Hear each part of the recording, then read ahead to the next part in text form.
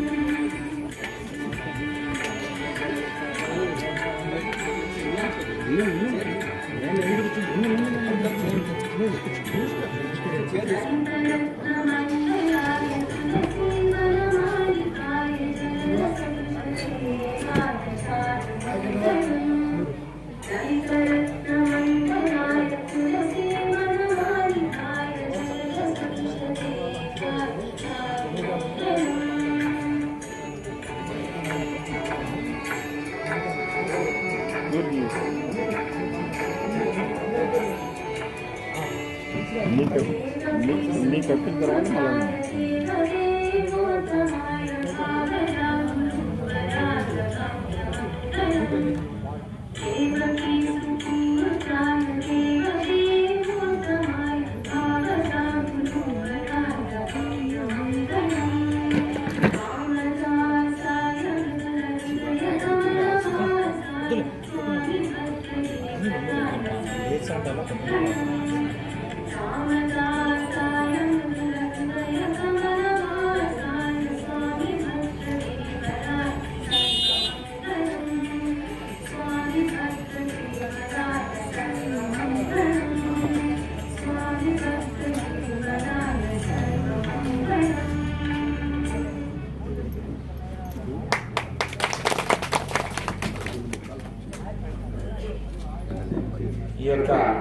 ఈ పాటను సార్ తులసిరెడ్డి గారి మనవరాలే అంత పాడినది. ప్రస్తుతం అమెరికాలో ఉంటున్నారు. ఇక్కడ వస్తే అనుష్కారి సారు తులసిరెడ్డి సారు మనవరాలే, అందుకే సారు వినిపించినాడు.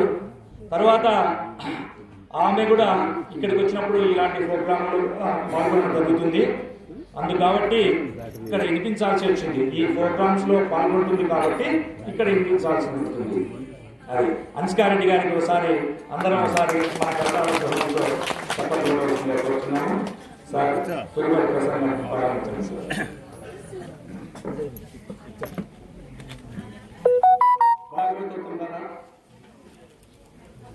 సకల చరాచర ప్రపంచంలో ఏనుగు మొదలుకొని పిపిలికి వరకు అనంతకోటి జీవరాశులు మానవ జన్మ సర్వోత్కృష్టమైందని సకల శాస్త్రాలు ఉద్ఘోషిస్తున్నాయి.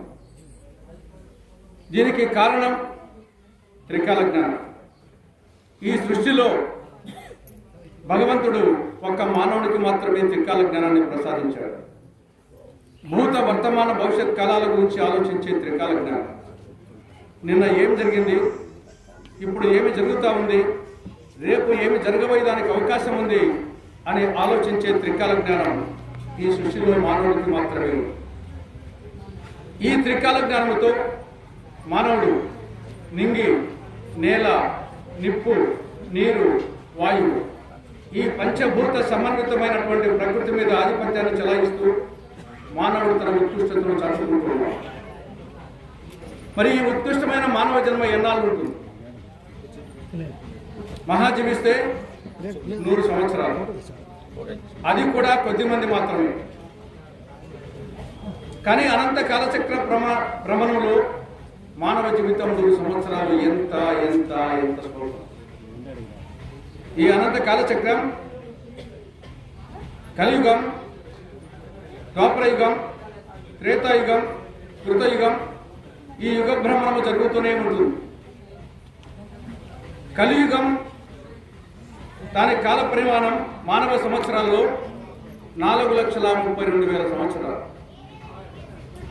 ఒక కలియుగం మానవుడి సంవత్సరాల్లో 4,32,000 సంవత్సరాలు. దానికి 2 రెట్లు ద్వాపరయుగం, దానికి 3 రెట్లు త్రేతాయుగం, 4 రెట్లు కృతయుగం. ఈ 4 యుగాలు కలిస్తే ఒక మహాయుగం. అంటే ఒక మహాయుగం 43,27,000 సంవత్సరాల మానవ సంవత్సరం. ఒక మహాయుగం బ్రహ్మదేవునికి మానవ సంవత్సరాలలో 43,27,000 సంవత్సరాలు. అటువంటి 1000 మహాయుగాలు బ్రహ్మదేవునికి ఒక రాత్రి. అటువంటి 1000 మహాయుగాలు బ్రహ్మదేవునికి ఒక పగలు. అంటే బ్రహ్మదేవునికి ఒక రోజు అయితే 864 కోట్ల మానవ సంవత్సరాలు. బ్రహ్మదేవునికి ఒక రోజు, మానవునికి 864 కోట్ల సంవత్సరాలు. అటువంటి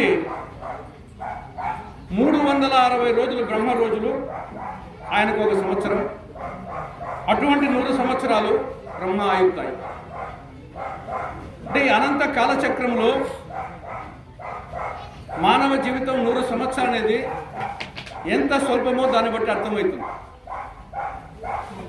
అంటే సముద్రపు ఒడ్డున ఉండే ఇసుక రేణువుల్లో ఒక్క ఇసుక రేణువు అంతా కూడా ఆ సముద్రపు ఒడ్డున ఉండే మొత్తం వచ్చేసి ఒక బ్రహ్మ యొక్క ఆయు ప్రమాణం అనుకుంటే దాంట్లో ఒక ఇసుక రేణువైన మానవుని యొక్క జీవన ప్రమాణం. ఈ అనంత విశ్వములో ఇది కాలబ్రహ్మణంలో మన యొక్క మానవ జీవితం. ఈ అనంత విశ్వములో మన ఉనికి. ఇప్పుడు పురుషోత్తం రెడ్డి అన్న ఆయన అడ్రస్ చెప్పాలంటే ఏం చెప్పాలి? పురుషోత్తం రెడ్డి పాతపల్లి గ్రామం, ఎల్లనూరు మండలం, సింగనమల నియోజకవర్గం, అనంతపురం జిల్లా, రాయలసీమ, ఆంధ్రప్రదేశ్, దక్షిణ భారతదేశం, భారతదేశం, ఆసియా ఖండం, భూగోళం, సౌర కుటుంబం, అనంత విశ్వం. ఇది అడ్రస్.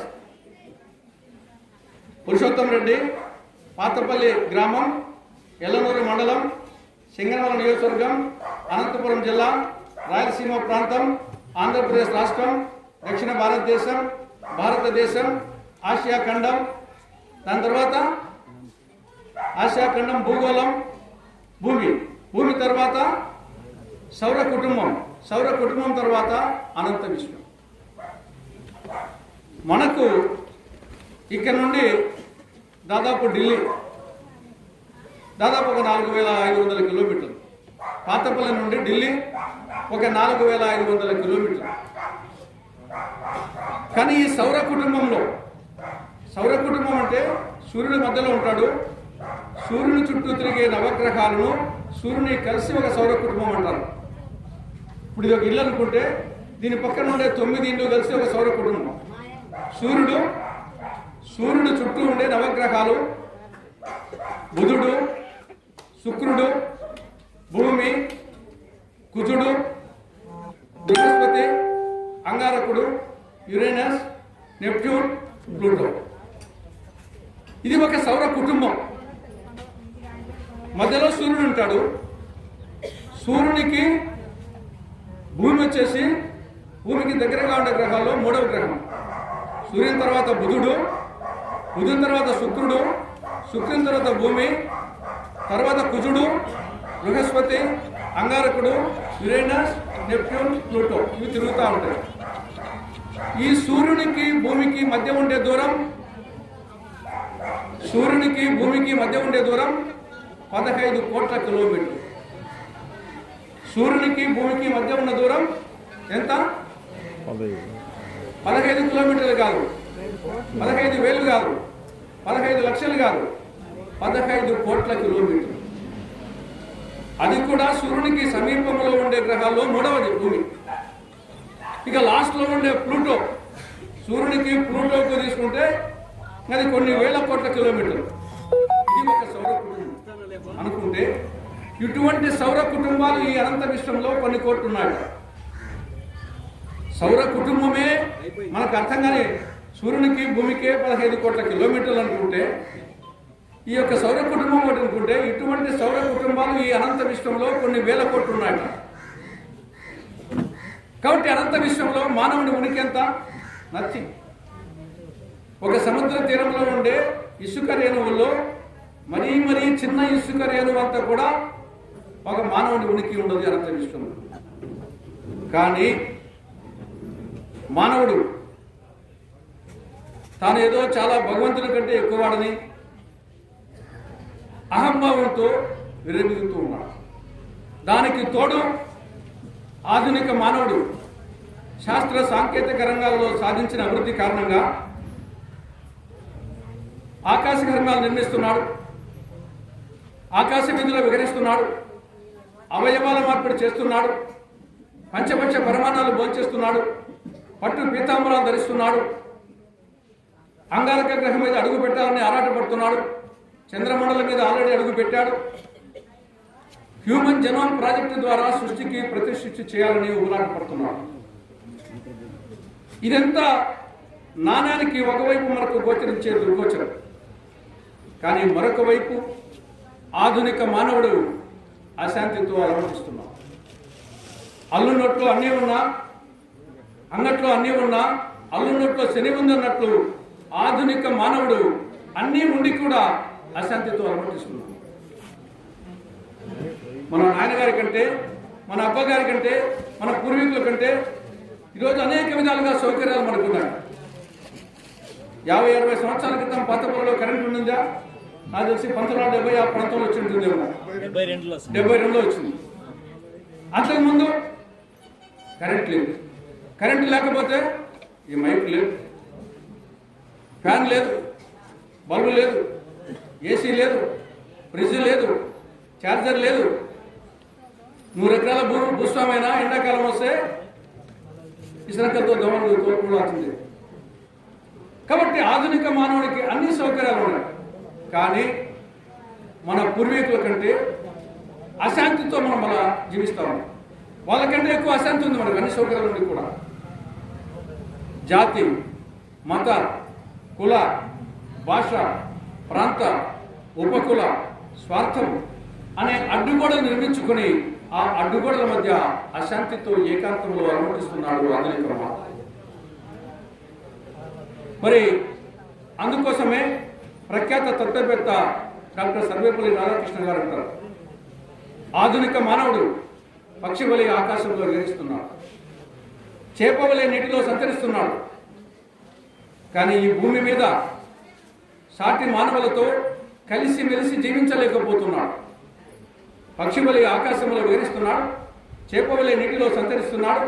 కానీ మానవునిగా తోటి మానవుడితో కలిసి మెలిసి ఈ భూమి మీద జీవించలేకపోతున్నాడు అని ప్రఖ్యాత తత్వవేత్త డాక్టర్ సర్వేపల్లి రాధాకృష్ణ గారు చెప్పిన మాటలు నాటికి నేటికి ఏనాటికి ముమ్మాటికి దానవత్వం నుండి మానవత్వం వైపు, మానవత్వం నుండి దైవత్వం వైపుకు మానవుడి ప్రయాణం సాగాలి. దానవత్వం, మానవత్వం, దైవత్వం. కానీ మానవత్వం నుండి రివర్స్ గేర్లో పోతున్నాడు ఆధునిక మానవుడు. దైవత్వం వైపు పోవాల్సిన మానవుడు మళ్ళీ మానవత్వం నుండి దానవత్వం వైపు పయనిస్తున్నాడు. కాబట్టి ఈనాడు అశాంతి, ఎవరు చూసినా అశాంతి.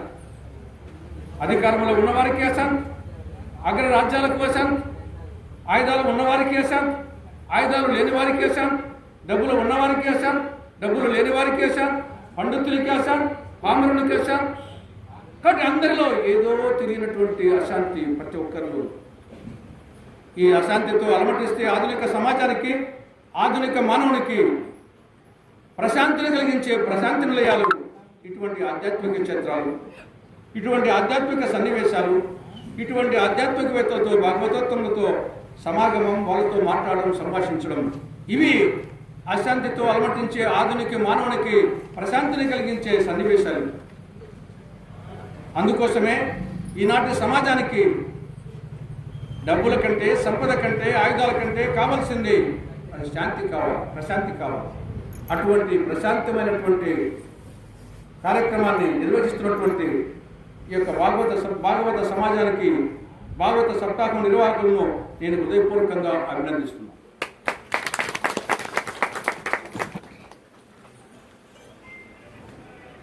పురాణాలు ఇటువంటి ఆధ్యాత్మిక సన్నివేశాలకు ఆస్కారం కల్పిస్తున్నట్టేమి పురాణాలు. రామాయణం, మహాభారతం, మహాభాగవతం, మిగతా అనేకం ఉండొచ్చు. కానీ ఈ 3 పురాణ ఇతిహాసాలు భారతీయ సమాజానికి నిత్య దిక్సూచికలుగా పనిచేస్తున్నాయి. సమాజాన్ని నిరంతరము చైతన్యపరుస్తున్నాయి. సమాజానికి ఒక మార్గదర్శకం చేస్తున్నాయి. ఒక ఆదర్శమైన సమాజం, ఒక మార్గదర్శకమైన సమాజం, ఒక స్ఫూర్తివంతమైన సమాజం ఏ విధంగా ఉండాలో ఈ 3 పురాణ ఇతిహాసాలు సమాజానికి అందిస్తుంది. ఇందులో రామాయణాన్ని క్రీస్తు పూర్వం 1500 సంవత్సరాల ప్రాంతంలో, కరెక్ట్గా కాదు కానీ క్రీస్తు పూర్వం 1500 సంవత్సరాల నాడు రామాయణాన్ని తమసా నదీ తీరాన వాల్మీకి మహర్షి చెప్తా ఉంటే భరద్వాజ మహర్షి రాశారు. రామాయణాన్ని క్రీస్తు పూర్వం 1500 సంవత్సరాల ప్రాంతంలో తమసా నదీ తీరాన నారద మహర్షి యొక్క సూచనతో, బ్రహ్మదేవుని ఆజ్ఞతో వాల్మీకి మహర్షి చెప్తా ఉంటే, సంస్కృతంలో చెప్తా ఉంటే భరద్వాజ మహర్షి రాశారు. ఆ సందర్భం, ఆ తమసా నదీ తీరాన వాల్మీకి మహర్షి, భరద్వాజ మహర్షి వాకింగ్ చేస్తూ ఉన్నారు. అప్పుడు ఒక చెట్టు మీద క్రౌంచ పక్షుల జంట క్రీడిస్తూ ఉంటే ఒక బోయవాడు, ఒక వేటగాడు, ఒక కిరాతకుడు బాణం వేయడం, ఆ బాణం ఆ మగపక్షికి తగలడం, ఆ మగపక్షి విలవిలా తన్నుకుంటూ కిందపడి చనిపోవడం, ఆ ఆడపక్షి ఆ మగపక్షి చుట్టూ పరిభ్రమిస్తూ శోకాలు పెట్టి ఏడవడం వాల్మీకి మహర్షి చూశారు. ఆయన కూడా శోకం వచ్చింది. ఆ శోకం నుండి ఒక శ్లోకం వచ్చింది. ఆ నేపథ్యంలో నారదమునుడు బ్రహ్మదేవుని యొక్క ఆజ్ఞతో సంస్కృతంలో ఈ యొక్క రామాయణాన్ని ఈయన చెబుతూ ఉంటే భరద్వాజ మహర్షి రాశారు. దాని తర్వాత తెలుగులో అనేక మంది మొల్ల రామాయణం, భాస్కర రామాయణం, రంగనాథ రామాయణం, ఈ విధంగా తెలుగులో అనేక మంది అనువదించారు. కాబట్టి ఓవరాల్గా రామాయణం అనేది ఒక ఆదర్శ మానవుడు ఎలా ఉండాలి, ఒక ఆదర్శమైనటువంటి తండ్రి ఎలా ఉండాలి, ఒక ఆదర్శమైనటువంటి భర్త ఎలా ఉండాలి, భార్య ఎలా ఉండాలి, తమ్ముడు ఎలా ఉండాలి, పరిపాలకుడు ఎలా ఉండాలి, సేవకుడు ఎలా ఉండాలి, రాజు ఎలా ఉండాలి అనే సమాజానికి ఒక ఆదర్శ మానవుని ఏ విధంగా ఉండాలో రామాయణం మనకు నాటి నుండి నేటి వరకు చెప్తాం. ఈరోజు సోషల్ మీడియాలో ఎన్ని అపరిస్థితులు వచ్చినా కానీ ఇప్పటికీ సమాజం పర్ఫెక్ట్గా ఉంది అంటే దానికి కారణం రామాయణం మనకు అందించినటువంటి ఆ యొక్క జ్ఞానం. ఇది రామాయణం. మహాభారతాన్ని వ్యాస మహర్షి రాశాడు. వ్యాస మహర్షి చెప్తూ ఉంటే వినాయకుడు రాశాడు సంస్కృతంలో. దాన్ని తెలుగులో నన్నయ్య, తిక్కన, ఎర్రప్రగడ వాళ్ళు వచ్చేసి అనువదించారు. రామాయణమేమో ఆదర్శ సమాజం, ఆదర్శ మానవుడు ఎలా ఉండాలని చెప్తే, మహాభారతం వచ్చేసి ఒక ధర్మశాస్త్రం, ఒక నీతి శాస్త్రం, ధర్మార్థ కామ మోక్షాలు వాటిని మానవ సమాజానికి అందించినటువంటి ధర్మశాస్త్రము, నీతి శాస్త్రము మహాభారతం. మహాభారతంలో లేనిది ఈ లోకంలో లేదు. ఈ లోకంలో ఉండేది ప్రతి ఒక్కటి మహాభారతంలో ఉంది. ఇది మహాభారతం. ఇక మహాభాగవతం, ఇప్పుడు మనకు సంబంధించినటువంటి మహాభాగవతాన్ని మళ్ళీ అగైన్ రాసింది ఎవరు? సంస్కృతంలో మళ్ళా వ్యాస మహర్షి రాశారు. సంస్కృతంలో రాశారు. దాన్ని తెలుగులో క్రీస్తు శకం 15వ శతాబ్దంలో సహజ కవి, రైతు కవి, భక్త కవి అయినటువంటి బమ్మెర పోతనామాత్యుడు ఆంధ్రీకరించాడు. 12 స్కందాల్లో 8 స్కందాలను పోతనామాత్యుడు ఆంధ్రీకరించారు. మిగతా 4 స్కందాలను మిగతా 3 ఆంధ్రీకరించారు. కానీ పోతనామాత్యుడు ఆంధ్రీకరించినటువంటి ఆ మహాభాగవతమే చాలా పేరు ప్రఖ్యాతి సంపాదించారు. కాబట్టి మహాభాగవతం అనేది ఒకటి వస్తారు. ఈ లోపల పోతనామాత్యుడి గురించి కూడా చెప్పుకోవాలి. పోతనామాత్యుడు ఆంధ్రీకరించుకుంటే ఈరోజు సంస్కృత మహాభాగవతం మన చేతిలో ఉంటే ఈరోజు ఈ యొక్క భావ సప్తాహం జరిగేది కాదు. మనకు సంస్కృతం రాదు కాబట్టి దాన్ని మనం సంస్కృతంలో మహాభాగవతం మనం వచ్చేసి చదవలేము, వినలేము.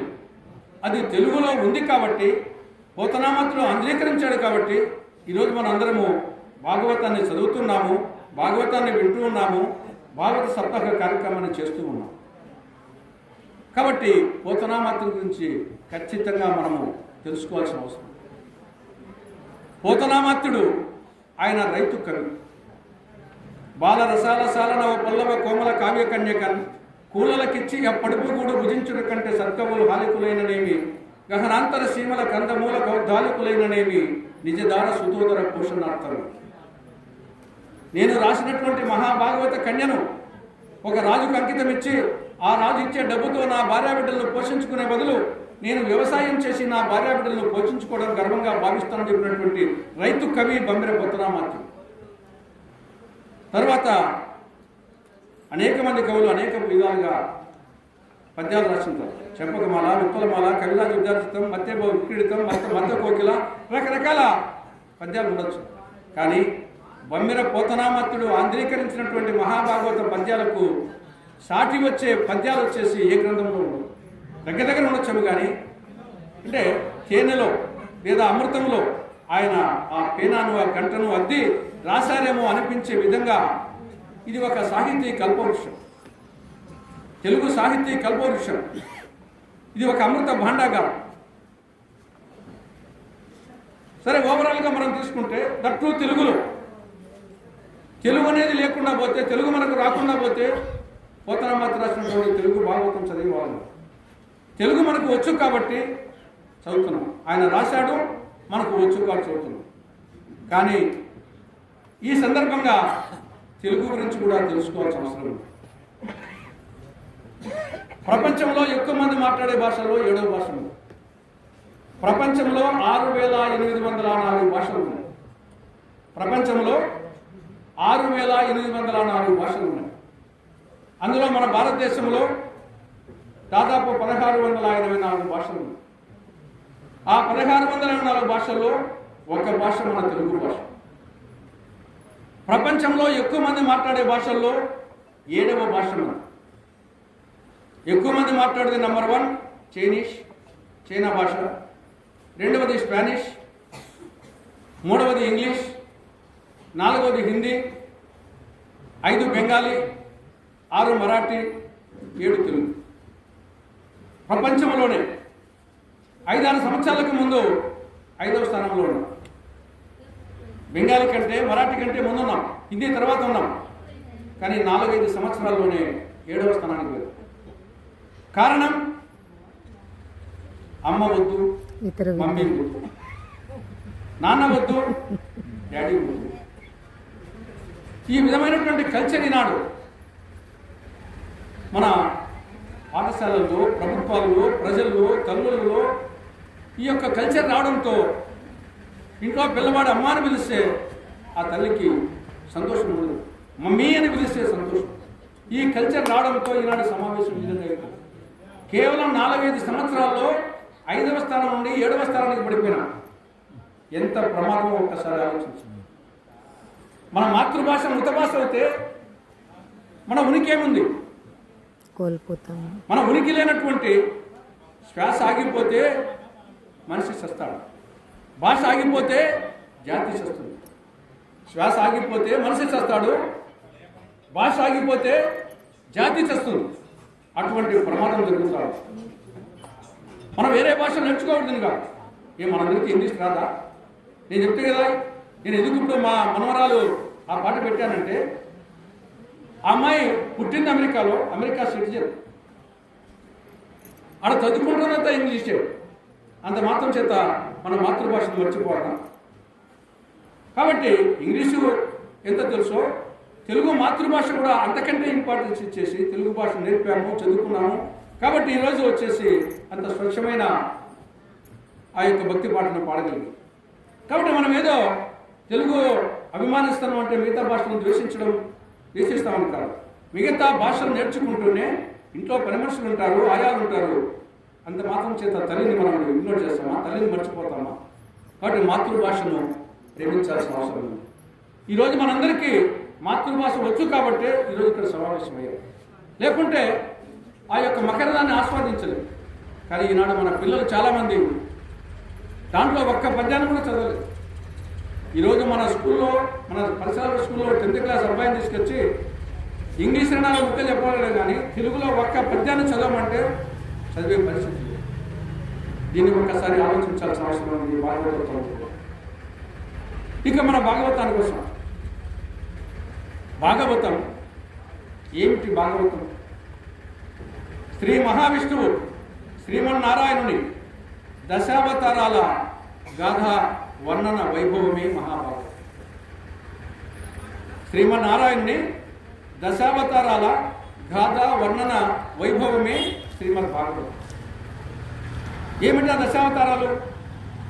మత్స్యావతారం, కూర్మావతారం, వరాహావతారం, నరసింహావతారం, వామనావతారం, పరశురామావతారం, రామావతారం, కృష్ణావతారం, బుద్ధావతారం, కలికావతారం. శ్రీమన్నారాయణుని దశావతారాల వర్ణనే శ్రీమద్ భాగవతం. ఇది ఒక అమృత భాండాగారం. ప్రహ్లాదుడు, ధ్రువుడు, అంబరీషుడు, ముచుకుందుడు, కుచేలుడు ఇటువంటి భాగవతోత్తముల ఆధ్యాత్మికవేత్తల గాథల ద్వారా ఒక ఆధ్యాత్మిక జ్ఞానాన్ని సమాజానికి ప్రసాదించే మోక్ష శాస్త్రమే భాగవతం. ఇది మోక్ష శాస్త్రం. రామాయణం ఆదర్శ శాస్త్రం, మహాభారతం ధర్మశాస్త్రం, నీతిశాస్త్రం, భాగవతం మోక్ష శాస్త్రం. భాగవతాన్ని విన్నా, చదివినా, కార్యక్రమాన్ని నిర్వహించినా మోక్ష ప్రాప్తి కలుగుతుందని ప్రతీతి. దీన్ని మొదట సంస్కృతంలో వ్యాస మహర్షి రాసి, వ్యాస మహర్షి మొట్టమొదట తన కుమారుడైనటువంటి సుఖమహర్షికి చెప్తాడు. తన కుమారుడైన సుఖమహర్షి వ్యాసునికి వృతాచి అనే అప్సరసకు పుట్టినవాడే సుఖమహర్షి.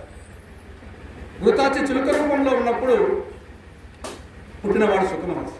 కాబట్టి సుఖమహర్షి చిలుక రూపంలో ఉంటాడు. కాబట్టి వ్యాసుని మొట్టమొదటి మహాభాగవతాన్ని వినిపించింది ఎవరికి? సుఖమహర్షి. సుఖమహర్షి గంగానదీ తీరాన కలియుగ ఆరంభంలో పరీక్షిత్తు మహారాజుకు వినిపించాడు. ఎందుకు వినిపించాల్సి వచ్చింది?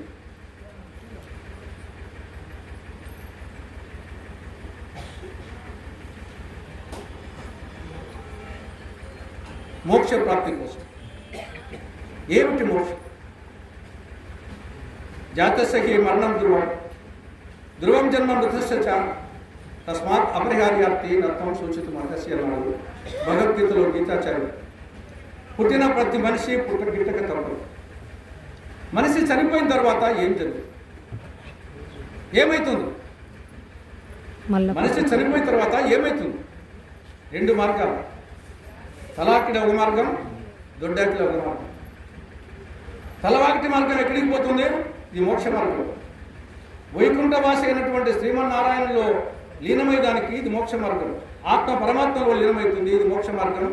వైకుంఠంలో శ్రీమన్నారాయణుని ఆ పరమాత్మలో లీనం కావడం అనేది ఇది ఒక మార్గం. రెండవది పునర్జన్మ, మళ్ళీ పుట్టడం. ఆ మళ్ళీ పునర్జన్మలో ఏమైనా పుట్టచ్చు. మానవుడిగానా పుట్టచ్చు, లేదా పశుపక్షాదులు, క్రిమికీటకాదులు, ఏ మండగబ్బగానో, ఏ తేలుగానో, ఏ జరిగిపోతుగానో, ఏ నాగుబాముగానో, ఏ కోతిగానో, ఏ కుక్కగానో, ఏ నక్కగానో పుట్టవచ్చు. ఏ మానవుడిగానే పుడతామనేది ప్రపంచంలో.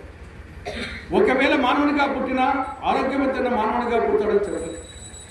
స్త్రీగా పుట్టవచ్చు, పురుషుడిగా పుట్టవచ్చు, అనారోగ్యంతో పుట్టవచ్చు, వికలాంగునిగా పుట్టవచ్చు. కాబట్టి ఈ 2 మార్గాల్లో చనిపోయిన తర్వాత మోక్ష మార్గము, పునర్జన్మ మార్గం. దేన్ని ఎంచుకోవాలి? వివేకవంతుడైన మానవుడు ఏ మార్గాన్ని ఎంచుకుంటాడు? మోక్ష మార్గాన్ని ఎంచుకుంటాడు. పునర్జన్మ మార్గాన్ని ఎంచుకోడు, ఈ మోక్ష మార్గాన్ని ఎంచుకుంటాడు. మోక్షం అంటే నేను చెప్పినట్టు వైకుంఠవాసినటువంటి శ్రీమన్నారాయణలో, శ్రీ మహావిష్ణువులో, ఆ యొక్క పరమాత్మలో ఆత్మలీనం కావడము, అది మోక్షం. ఆ మోక్షానికి మార్గాలు, ఆ మోక్షానికి మార్గాలు 5 మార్గాలు. జ్ఞానయోగం, ధ్యానయోగం, భక్తి యోగం, నిష్కామ కర్మయోగం, ఐదవది మోక్ష సన్యాసం. మనం చేస్తున్నటువంటి భాగవత సప్తాహం. మోక్షానికి 5 మార్గాలు ఉంటే మన ఊరికి వచ్చడానికి ఇటొక మార్గం అటొక మార్గం ఇట్లా ఉన్నట్టు శ్రీమన్నారాయణ చేదానికి 5 మార్గాలు ఉన్నాయి. జ్ఞానయోగం, ధ్యానయోగం, భక్తి యోగం, నిష్కామ కర్మయోగం, భాగవత సప్తాహం. అందులో ఒకటి మనం చేస్తున్నాం. జ్ఞానయోగం ద్వారా అనేక మంది జ్ఞానులు మోక్ష ప్రాప్తి పొందాలని ప్రతి. ధ్యానయోగం ద్వారా అనేక మంది ధ్యానులు మోక్ష ప్రాప్తి పొందాలని ప్రతి.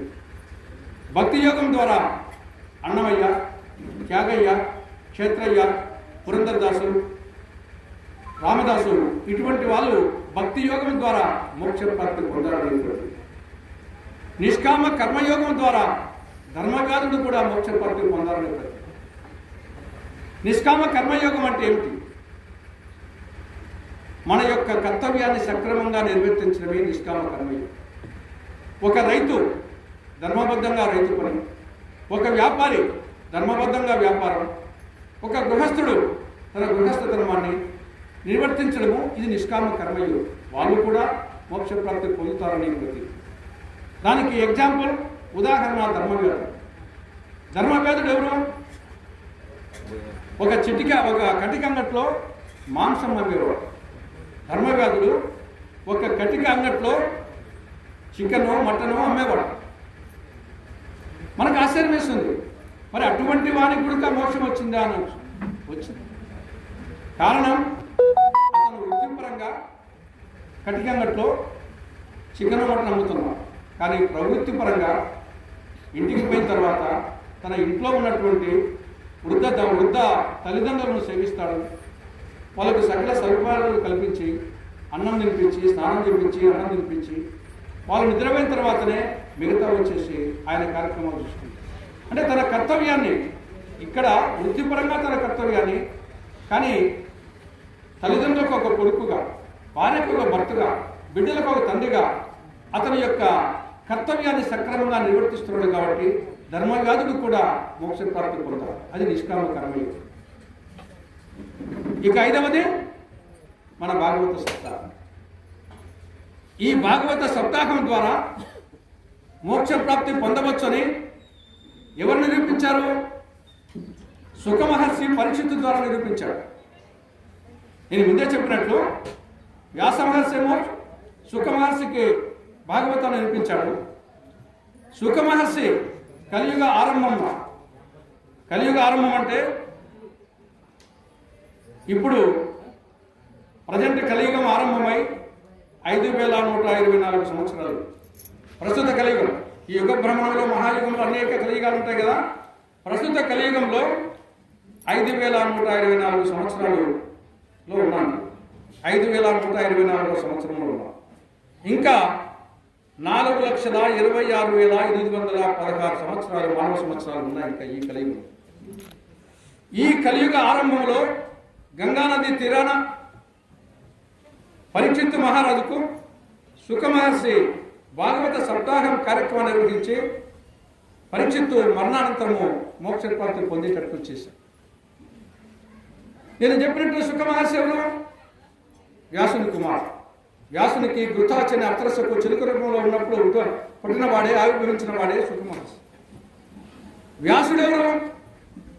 వ్యాసుడు మళ్ళీ ఆయన వంశవృక్షం తీసుకుంటే, జన్మ వృత్తాంతం తీసుకుంటే, దేవనర్తకి ఊర్వశి దగ్గరికి పోవాలి.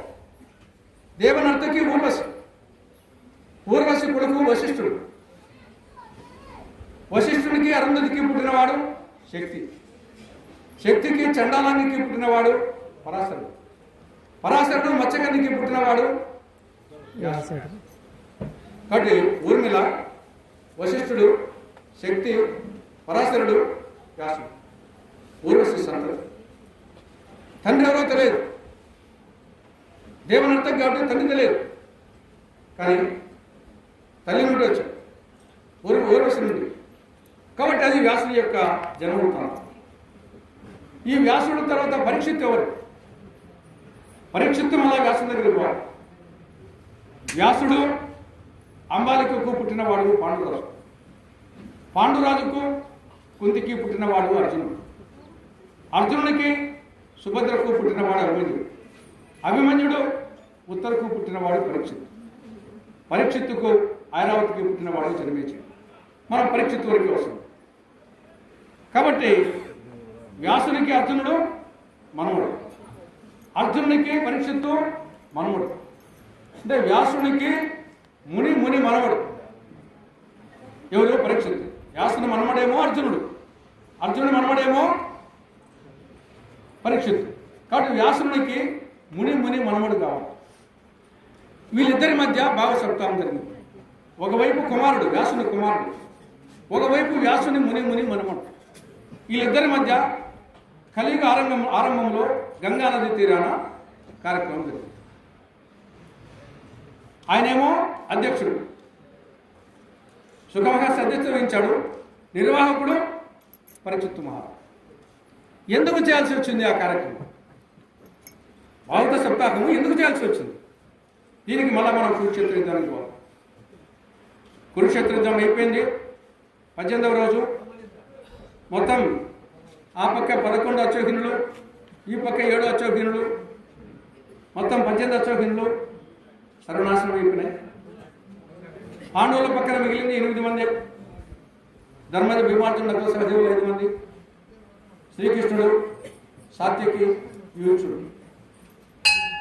యూచుడు వచ్చేసి ధృతరాష్ట్రునికి గాంధారి ద్వారా కాకుండా వేరే వాడి ద్వారా కలిగినటువంటి కొడుకు. కాబట్టి వీళ్ళు 8 మంది పక్క.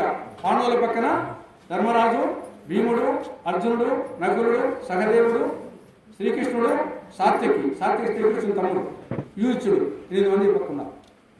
కౌరవుల పక్కన మిగిలింది ముగ్గురు. కృపాచార్యుడు, కృతవర్మ, అశ్వత్థామ. కానీ యుద్ధంలో పాల్గొన్న ఎంతమంది?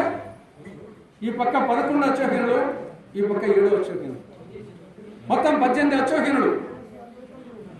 ఒక అశ్వహిని అంటే ఒక అశ్వహిని రథ, గజ, తురగ, పదాతి దళాలను యుద్ధంలో ఆ రోజు వాడేవాడు. రథ, గజ, తురగ, పదాతి దళాలు. ఒక అశ్వహినిలో ఎంతమంది ఉంటారంటే 21,870 రథాలు. ఒక్క అశ్వహినికి 21,870 రథాలు. ఆ రథానికి మళ్ళీ రథ చోదకుడు ఉండాలా, తర్వాత దానికి అశ్వాలు ఉండాలి. ఓన్లీ రథాలే 21,770. ఏనుగులు మళ్ళీ 21,570. గుర్రాలు 65,610. సైనికులు 1,09,350. మొత్తం 8 ఏనుగుకు మళ్ళీ మనిషి కావాలా, గుర్రాలకు మనిషి కావాలా, రథానికి మనిషి కావాలా, మళ్ళా సైనికులు. కాబట్టి ఓవరాల్గా ఈ యొక్క ప్రాణులు, ఏనుగులు, గుర్రాలు తీసేస్తే మనుషులే, యోధులే, సైనికులే 2,18,700 మంది ఒక అశ్వహిని. ఆ విధంగా 18 అశ్వహినులు ఎంతమంది అవుతారు? 39,36,600 మంది.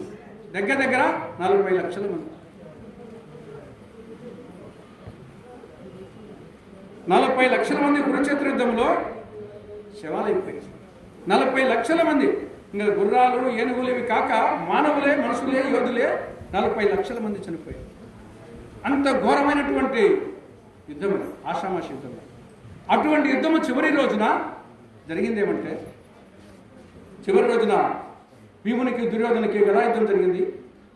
ఆ గదాయుద్ధంలో భీముని గదాఘాతానికి దుర్యోధనుడు తొడలు విరిగిపోయి ఒక చక్రవర్తి, కురు సామ్రాజ్యానికి చక్రవర్తి అయినటువంటి 5 ఊర్లైన సూదిమన మోపినంత కూడా ఇవ్వనున్నటువంటి దుర్యోధనుడు చివరికి వచ్చేసి నడి రోడ్డు మీద, రోడ్డు కాదు, నడి దారిలో దుమ్ము ధూళితో రక్తం కారుతూ విలవిలా కొట్టుకుంటూ ఉన్న సందర్భంలో అశ్వత్థామ చూశాడు.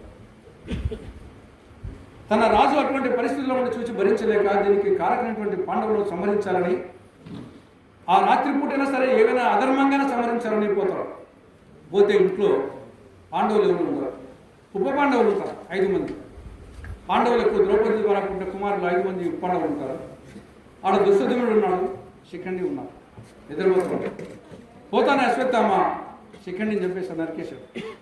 దుశ్శధనుడు నరికేశాడు. 5 మంది ఉప పాండవులను తలలో నరికేశాడు. ఆయన ఏమనుకున్నాడు? ఆ ఉప పాండవులు అనుకున్నారు. పాండవులు అనుకుని చంపేశాను పాండవులు చెప్పేసి వెళ్ళిపోయి దుర్యోధన దగ్గరికి పోయి నేను పాండవులు చంపేశానన్నాను. కొద్దిసేపు దుర్యోధన కూడా చనిపోయాడు. ఈ లోపల పాండవులు ఇంటికి వస్తారు. శ్రీకృష్ణుడు అర్జునుడు రథం మీద వస్తారు. ఇంటికి వస్తే మొత్తం శోకతత్వ ఉదయం ఇంట్లో ద్రౌపది కానీ మిగతా ఆడవాళ్ళు మగవాళ్ళు ఏడుస్తారు. ఏమి జరిగిందంటే అప్పుడు ద్రౌపది చెప్తుంది, ఈ విధంగా ద్రోణాచార్యుని కుమారుడు అశ్వత్థామ ఒక బ్రాహ్మణుడే ఉండి కూడా అధర్మంగా వచ్చేసి నిద్రపోయే వారిని చంపేశాడు అని చెప్తే అప్పుడు తీవ్రమైన క్రోధంతో కృష్ణుడు అర్జునుడు వెంటబడతారు. అశ్వత్థామను వెంటబడితే ఇంకా అశ్వత్థామ ముందు పోతుంటాడు, వీళ్ళు వెంటబడుతుంటారు. ఇంకా కొద్దిసేపట్లో చిక్కే పరిస్థితుల్లో అప్పుడు అశ్వత్థామ వీళ్ళు నన్ను చంపుతారన్న భయంతో తన దగ్గర ఉన్నటువంటి ఆయుధం బ్రహ్మ శిరోనామక అస్త్రం, మనం ఏ విధంగా ఇప్పుడు Russia Ukraine Iran Israel Bharat Pakistan యుద్ధాల్లో ఏ విధంగా క్షిపణి ప్రయోగాలు చేస్తున్నారో ఆ రోజుల్లో కూడా ఈ అస్త్రాలలో అన్నిటికంటే బ్రహ్మాండమైన అస్త్రం ఏమి బ్రహ్మాస్త్రం, అది అర్జునుడి దగ్గర ఉంది. దానికి కొంచెం తక్కువగా ఉండే అస్త్రం బ్రహ్మ శిరోనామక అస్త్రం లేక బ్రహ్మ శీర్షాస్త్రం, అది అశ్వత్థామ దగ్గర ఉంది. ఈ రెండే పవర్ఫుల్ అన్నమాట ఆ రోజుల్లో. ఆయన అశ్వత్థామను సంతానం భయంతో బ్రహ్మ శీర్షాస్త్రాన్ని ప్రయోగించాడు. ఈ పక్కన కృష్ణుడు కూడా చెప్పాడు, ఇంకా తప్పదు నువ్వు కూడా ఉపయోగించు బ్రహ్మాస్త్రం అంటే అర్జునుడు బ్రహ్మాస్త్రం చూస్తాడు. ఇటు బ్రహ్మాస్త్రం ఇటు బ్రహ్మ శీర్షాస్త్రము ఆ రెండు తగులుకుంటే ప్రళయమే. అప్పుడు నారదుడు వ్యాసుడు ఇమీడియట్గా ప్రత్యక్షమై ఇద్దరిని రిక్వెస్ట్ చేసుకుంటాం, అశ్వత్థామను అర్జునుడిని మీ యొక్క ఆయుధాలను ఉపసంహరించుకోండి. అప్పుడు కృష్ణుడు కూడా అర్జునుడికి చెప్తారు, పెద్దలు చెప్తున్నారు ఉపసంహరించుకోండి. అర్జునుడేమో బ్రహ్మాస్త్రాన్ని ఉపసంహరించుకుంటాం, ఇట్లా పోయేదాన్ని మళ్ళీ వెనక్కి తీసుకుంటాం. కానీ ఈయనకు అశ్వత్థామకు ప్రయోగించేది తెలుసు కానీ ఉపసంహరించుకునేది తెలియదు. ఏ విధంగా పద్మవ్యూహంలోకి పోయేది అర్జునుడికి పోయేది తెలుసు, వచ్చేది తెలుసు. అభిమన్యునికి పోయేది మాత్రం తెలుసు, వచ్చేది తెలియనట్టుగా ఈ యొక్క అర్జునుడికి ఏమో బ్రహ్మాస్త్రాన్ని ప్రయోగించేది తెలుసు, ఉపసంహరించేది తెలుసు. కానీ ఈ అశ్వత్థామకు ప్రయోగించేది తెలుసు కానీ ఉపసంహరించేది తెలియదు. కాబట్టి అతను ఉపసంహరించుకునేది తెలియక డైవర్షన్ మార్చాడు. ఇట్లా పోయేదాన్ని ఎనికి రాకుండా అట్లా డైవర్షన్ దాని యొక్క మార్గాన్ని మార్చాడు. ఈ యొక్క బ్రహ్మ శిరోనామకాస్త్రం ఎక్కడికి పోయింది? పోయి నేరుగా పోయి అభిమన్యుని భార్య ఉత్తర గర్భంలో ఎవరున్నారు? పరీక్షిస్తున్నారు. ఆ ఉత్తర గర్భాన్ని పోయి దాకింది ఈ బ్రహ్మ శీర్షాస్త్రం. ఆ యొక్క బ్రహ్మ శీర్షాస్త్రం ప్రభావానికి పరీక్షిత్తు ఆ బిడ్డ లోపల చనిపోయాడు. తర్వాత మృత శిశువులు వచ్చేసి ఉత్తర మృత శిశువులు కదా, అందరూ గోడుగోడని ఏడుస్తూ ఉంటే అప్పుడు కృష్ణుడు అక్కడికి వచ్చాడు. చూస్తే మృత శిశువు పరీక్ష. అప్పుడు కృష్ణుడు తన సత్యఫలాన్ని, తను ఇన్నాళ్ళ వరకు సాధించినటువంటి సత్యఫలాన్ని ఆ మృత శిశువు మీద ప్రయోగించి ఆ బిడ్డకు ప్రారంభిస్తాడు. అందుకే ఆ పిల్లవాని పేరు విష్ణురాతుడు అని పేరు పెట్టారు. ఈ పక్క కృష్ణుడు అంటే విష్ణురాతుడు. కానీ ఎందుకు పరీక్షిత్తు పేరు వచ్చిందంటే ఆ పరీక్షిత్తు ప్రాణం వస్తానే జనరల్గా పిల్లలు ఏడుస్తారు, కానీ ఏడవకుండా అటువైపు ఇటువైపు అటువైపు 4 దిశలు 4 మూలలు నేల ఆకాశం ఈ యొక్క 10 వైపులా వచ్చి చూశాడు. అందుకోసం పరీక్షించి చూశాడు. అందుకోసం పరీక్షిత్తు అని పేరు పెట్టారు. కానీ విష్ణురాతుడి పేరు ఆ విధంగా పరీక్షిత్తు మహారాజు జరగడం జరిగింది. పరీక్షిత్తు పెద్దవాడెత్తున్నాడు. ఈ లోపల పాండవులు ముసలులు అయ్యారు. ధర్మరాజు పరిపాలన చేస్తున్నాడు. ఇంకా ముసలులు అయ్యారు కాబట్టి వాళ్ళ తరపున ఉండేది ఏకైక సంతానం వచ్చేసి వంశవృక్షంలో పరీక్షిత్తే. పాండవులు లేరు, ఎవరు లేరు. కాబట్టి పరీక్షిత్తుకు పట్టాభిషేకం చేసి ధర్మజ భీమార్జున నగర సహదేవులు వీళ్ళు వచ్చేసి అరణ్యవాసం వానప్రస్థాశ్రమం అయ్యారు. ఆ కాలంలో రాజువృద్ధి చేసేవారు. కాబట్టి యువరాజు పట్టాభిషేకం చేశారు పరీక్షిత్తు మహారాజుకు. పరీక్షిత్తు జనరంజకంగా పరిపాలిస్తున్నాం. కానీ ఒకరోజు వేటకు పోయేటప్పుడు ఒక రత్న ఖచ్చిత కిరీటాన్ని పెట్టుకున్నాం. ఆ కిరీటం ఎవరిది? ఆయన కోశాగారంలో ఆ కిరీటం ఉన్నది. ఆ కిరీటము జరాసంధుని కిరీటం. జరాసంధుడు అతను ఒక రాక్షస బుద్ధి ఉండేవాడు. ఆ కిరీటం పెట్టుకున్న తర్వాత ఈయనకు కూడా అహంకారం వచ్చింది. మామూలుగా అయితే కన్నా చాలా మంచివాడు పరీక్షిత్తు, కానీ ఆ కిరీటం ధరించిన తర్వాత అహంభావం వచ్చింది. సరే వేటకు పోయినాడు. వేటంతా జరిపిన తర్వాత దాహం వేసింది. నీటి కోసం సమీపంలో ఉండే శమీక మహాముని ఆశ్రమానికి పోయాడు, నీళ్ళు అడిగాడు. కానీ శమీక మహాముని ఆ టైంలో ఆయన తపస్సమాధిలో ఉన్నాడు. ఇక్కడ రాజు వచ్చింది కానీ ఆయన నీళ్ళు అడిగింది కానీ ఆయనకు తెలియదు. కానీ ఈయన రాజు కదా, జరాసంధుని కిరీటం అడిగినాడు కదా, నేను చక్రవర్తిగా ఉండి నేను ఈ ప్రాంతానికి వచ్చి నీళ్ళు అడిగితే ఈ సన్యాసి నాకు నీళ్ళు ఇవ్వడు అని కోపం వచ్చి అక్కడనే ఒకటి చచ్చిపోయిన పాము ఉంటే ఆ పాము తీసుకొని అట్లా మెడలో వేసేస్తాడు. అది పోయి కరెక్ట్గా శమీక మహాముని మెడలో పడుతుంది. ఈయన వెళ్ళిపోతాడు తన రాజ్యాన్ని.